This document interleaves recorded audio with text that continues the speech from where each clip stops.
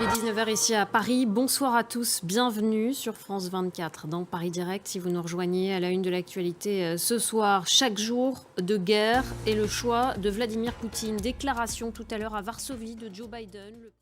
Voilà pour les titres à suivre juste après ce journal à 19h10 dans notre débat. On reviendra sur ce face-à-face inédit à distance entre Joe Biden et Vladimir Poutine. Deux discours, deux visions du monde à 3 jours du premier anniversaire de l'invasion russe en Ukraine.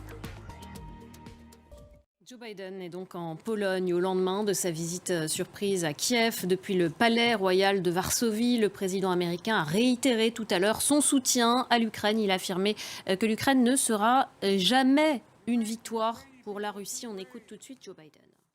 Et aujourd'hui, près d'un an après le début de cette guerre en Ukraine, le partenariat entre la Pologne et les États-Unis n'a jamais été aussi étroit. C'est ce que soulignait l'ambassadeur américain à Varsovie juste avant l'arrivée de Joe Biden. On voit ça avec Axel Simon. Et dans la matinée, c'est le président russe qui a pris la parole à l'occasion de son discours à la nation, à quelques jours du premier anniversaire de l'offensive russe en Ukraine. Il a accusé Kiev et les Occidentaux d'être responsables de cette guerre. Écoutez. Et Vladimir Poutine, dans son long discours ce matin, a également annoncé que Moscou suspendait sa participation à l'accord New Start sur le désarmement nucléaire. Ce traité, c'est le dernier accord bilatéral de désarmement nucléaire liant la Russie et les États-Unis. On voit ça avec Johanna Citruc.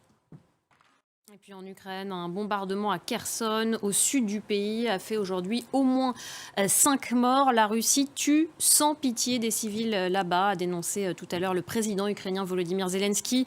Les combats, eux, sur le terrain, se concentrent toujours à l'est du pays, autour de la ville de Bakhmout. On voit ça avec Thibaut Francesquet.